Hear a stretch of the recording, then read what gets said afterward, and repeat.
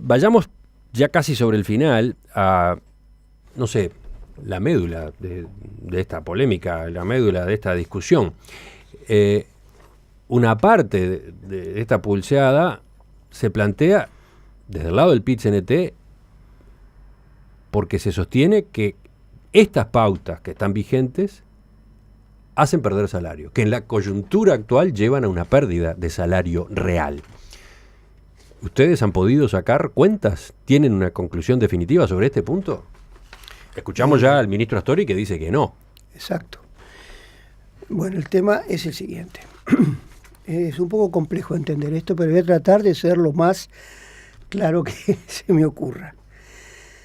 Si los convenios fueran exactamente las pautas, inobjetablemente habría caída del salario real. En todos los sectores, incluidos los dinámicos. Pensemos, primer año, 9% de aumento de salarios, 9,9% proyecta el gobierno de aumento de precios. Si los salarios suben 9 y los precios casi 10, obviamente que al final van a perder valor. No, estos son los sectores dinámicos. Si fuera un sector en dificultades, el aumento sería 6,5 contra 9,9 de precios. En este caso perderían un poco más de 3%, pero los dinámicos perderían 0,8%. O sea, un convenio, pauta pura, implica caída del salario real. Sin embargo, aquí lo que hay que entender es qué tipo de convenios se están firmando. Y particularmente hay varios factores que llevan a que quizá las cifras que indique el Instituto Nacional de Estadística no impliquen caída del salario real. ¿Por qué puede ocurrir esto? Primer factor. Los convenios actuales están incluyendo un correctivo, el primer ajuste.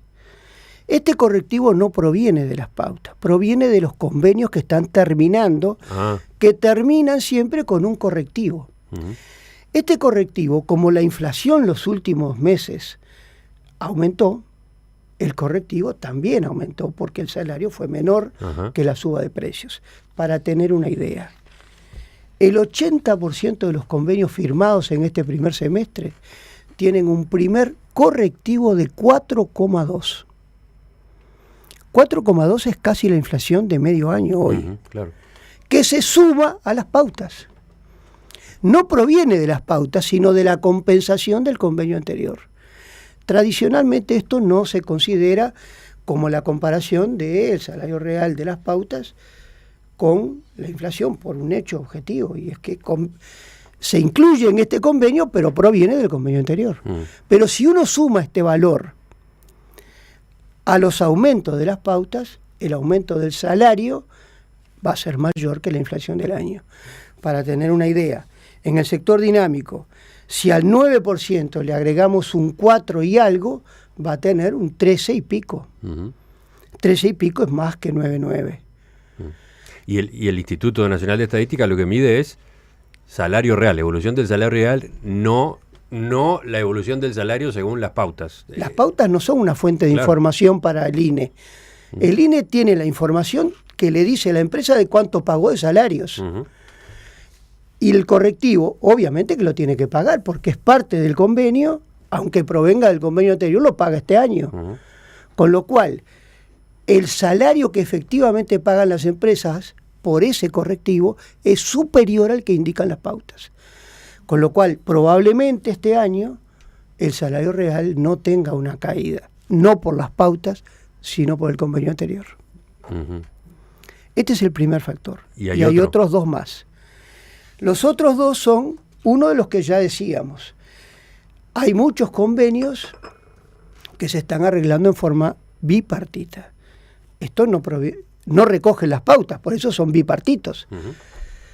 Pero esos convenios tienen validez legal. Las empresas los van a pagar y por lo tanto van a pagar más que si hubieran firmado un convenio por las pautas. Y eso suma a la hora de calcular la evolución del salario real que calcula el Instituto Nacional de Estadística. Exactamente. Con lo cual, nuevamente, por la misma razón que antes, el salario que se va a pagar es más que el que se derivaría de las pautas.